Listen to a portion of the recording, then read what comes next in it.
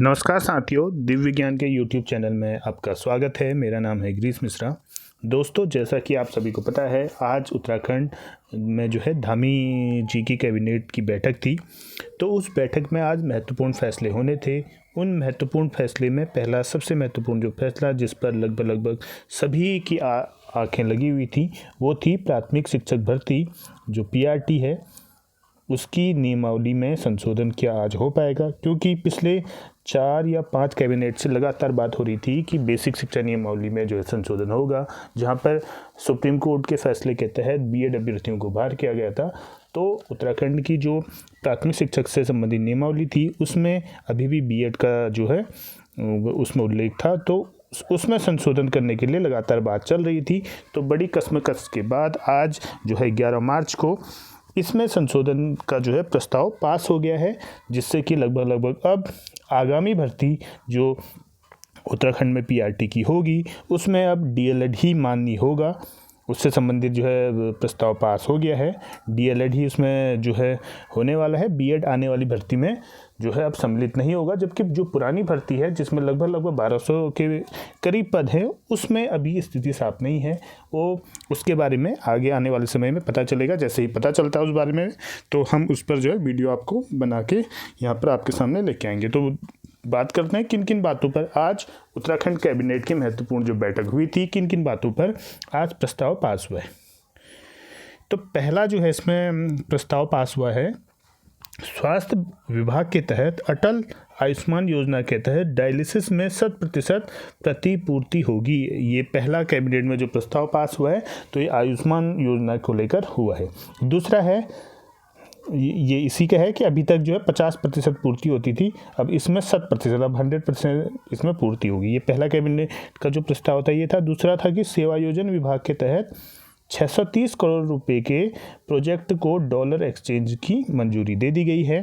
इसी प्रकार ऊर्जा विभाग के तहत जो लखवाड़ बांध योजना है, लखवाड़ बांध योजना को लेकर कई बिंदुओं को इसमें मंजूरी दी गई है। साथ में उत्तराखंड सेवा क्षेत्र के तहत जो उद्योग लगने हैं वह UBDI के तहत संचालित होंगे। जो उत्तराखंड सेवा क्षेत्र के तहत जो भी अब उद्योग लगेंगे, वो UBDI के तहत जो है उसके अंतर्गत संचालित होंगे। इसी प्रकार पर्यटन विभाग के तहत होटल मैनेजमेंट की नियमावली को मंजूरी दी गई है। तो पर्यटन विभाग के तहत जो नियमावली है, होटल HM की जो नियमावली है, उसको मंजूरी दे दी गई है।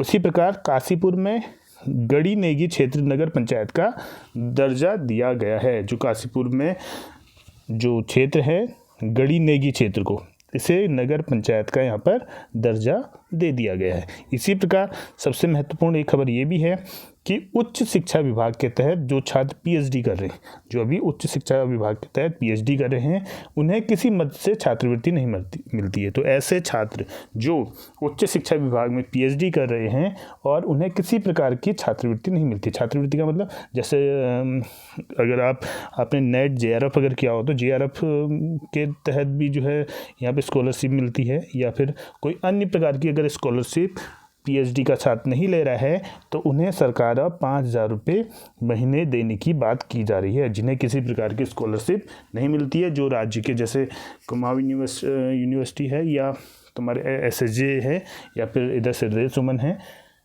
तो इन विश्वविद्यालय से अगर कोई PhD कर रहा है तो और उन्हें किसी प्रकार की छात्रवृत्ति कहीं से भी अगर प्राप्त नहीं हो रही है, तो उन्हें 5,000 रुपये सरकार देगी। इसी प्रकार जो हमने शुरू में जो बताया था कि शिक्षा विभाग की भर्ती के मानक को प्राथमिक शिक्षक के लिए बदल दिया गया है।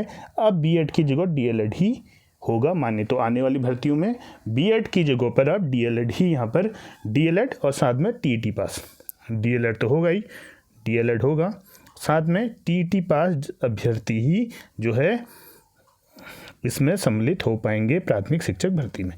इसी प्रकार से हेली दर्शन के लिए कैलाश क्षेत्र में मंजूरी दे दी गई है। जो कैलाश जो यात्रा है उससे संबंधित है, उसे हेली दर्शन के लिए जो है उसे मंजूरी दे दी गई है।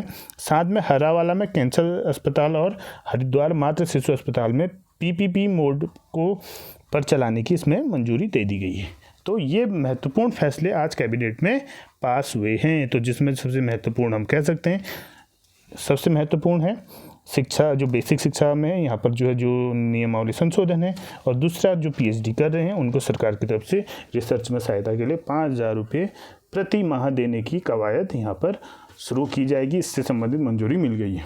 अब बात करते हैं प्रश्न जो है आजकल एलटी भर्ती परीक्षा, क्या एलटी भर्ती जो है आचार संहिता से पहले आएगी या नहीं आएगी, इससे संबंधित बहुत से प्रश्न जो है बच्चों के आ रहे हैं, आप लोगों के आ रहे हैं, बहुत से अलग अलग सोर्सेज से आ रहे हैं। तो आप उम्मीद कर सकते हैं कि अगर आप आयोग में कॉल करते हैं, आप उनकी वेबसाइट SSSC.gov.in पर अगर जाते हैं तो वहाँ पर आयोग का नंबर है, अगर आप उस पर कॉल करते हैं, कॉल करने के बाद पश्चात वो कह रहे हैं 1-2 दिन में आ जाएगी। तो अब 1-2 दिन में, अब आज 11 तारीख हो गई है, 13-14 के आसपास कभी भी यहाँ पर आचार संहिता लग सकती है। तो उससे पहले आने की उम्मीद है, हो सकता है कि आज भी आ जाए, कल आ जाए या परसों आ जाए। तो अभी हम स्पष्ट तो नहीं कह सकते हैं, सोमवार आज भी आ सकती है, कल मंगलवार को भी आ सकती है, और आचार संहिता से पहले तो ये निकलना ही निकलना है। आप अपनी तैयारी रखिए। बस एक बार जो है आयोग यह स्पष्ट कर दे कि जो सिलेबस है उसमें चेंजेस हो रहे हैं नहीं हो रहे हैं, तो इससे ज़्यादा जो है कैंडिडेट्स क्या हो जा रहे हैं, भ्रमित हो जा रहे हैं।